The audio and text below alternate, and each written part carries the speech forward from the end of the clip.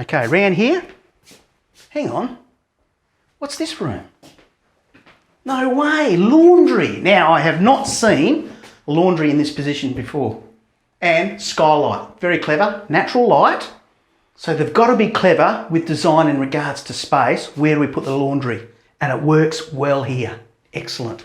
And here, more linen cupboard. Look at that, fully shelved into the passage, being clever with space. Minor bedroom. Okay, so good size. You've got your built-in robe. Got your window, being clever, pushing that out underneath, and it's a zero lot wall, so we've still got outdoor living here, looking view. At the end of the design, the other minor bedroom. Raise that glazing up, so we've got another wall for furnishings and built-in robe. I say toilet. Okay, bathroom. Now straight up, shower. There they are. They're bringing that black tapware again into the shower. I love that. I love the white tiling. The contrast is awesome. There's your tiled dwarf wall.